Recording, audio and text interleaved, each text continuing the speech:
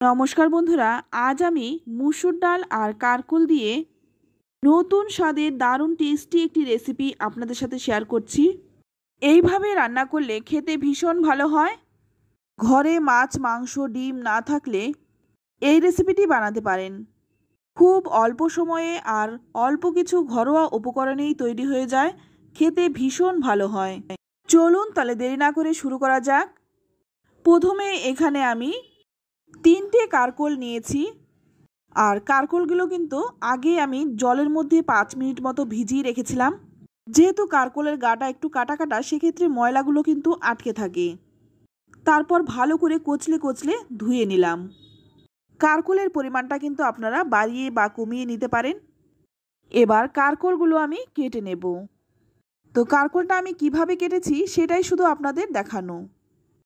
এখানে আমি কারকলটা একদম ছোট ছোট করে কুচি কুচি করে কেটে নিয়েছি।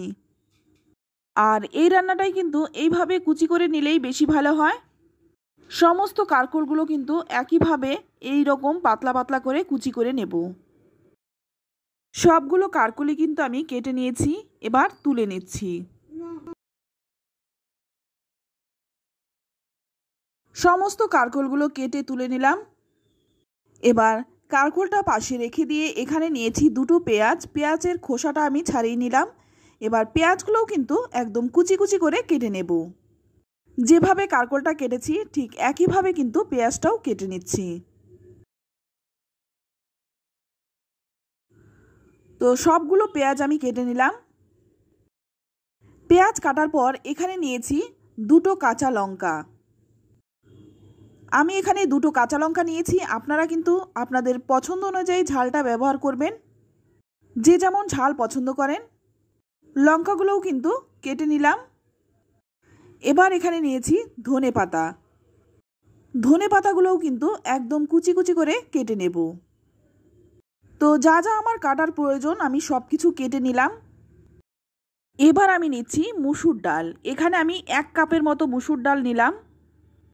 আর এই রান্নাটা কিন্তু মুসুর ডাল দিয়েই বেশি ভালো লাগে। 3-4 বার করে জল পাল্টে পাল্টে ভালো করে ধুয়ে নেব। ডাল কিন্তু ভিজিয়ে রাখার প্রয়োজন নেই, শুধুমাত্র ধুয়েই রেখে দিচ্ছি। এবার আমি এখানে একটা বড় পাত্র নিয়ে নিলাম। এর মধ্যে প্রথমে আমি কারকলগুলো নিয়ে নিলাম। তারপর দিয়ে দিচ্ছি পেঁয়াজ কুচি, ধনে পাতা কুচি। এবার দিয়ে দেব ধুয়ে রাখা মুসুর ডাল। সম্পূর্ণ ডালটাই দিয়ে দিলাম। ডাল কিন্তু খুব বেশি দেওয়া যাবে না, নইলে কিন্তু কারকলটা খাওয়ার সময় বোঝাই যাবে না। এবার এখানে দিয়ে দিচ্ছি কুচনো কাঁচা লঙ্কা। সঙ্গে দিয়ে দিচ্ছি 1/2 চামচ হলুদ গুঁড়ো, 1/2 চামচ দিয়ে দিচ্ছি লঙ্কার গুঁড়ো, আর স্বাদ মতো দিয়ে দিচ্ছি লবণ। এবার এর মধ্যে দিয়ে দেব 1 চামচ সর্ষের তেল। তো এখানে কিন্তু আমি 1 চামচ সর্ষের তেলটাই দিলাম শুধু মাখানোর জন্য। তো সমস্ত কিছু ভালো করে হাতের সাহায্যে মেখে নিলাম। এবার যাব মূল রান্নায়। তো প্রথমে আমি কড়াই গরম করে নিয়ে এর মধ্যে দিয়ে দিলাম 2 চামচ সর্ষের তেল। ফোড়নে দিয়ে দিচ্ছি 3টে শুকনো লঙ্কা, আর দিচ্ছি গোটা জিরে আর রাঁধুনি একসঙ্গে মিশিয়ে 1/2 চামচ দিয়ে দিলাম। ফোড়নটাকে 20 থেকে 25 সেকেন্ডের মতো একটু ভেজে নেব। ভাজা হয়ে গেলেই এর মধ্যে দিয়ে দিচ্ছি 1 চামচ কুচনো রসুন। এবার রসুনটা দিয়ে ভালো করে একটু ভেজে নেব।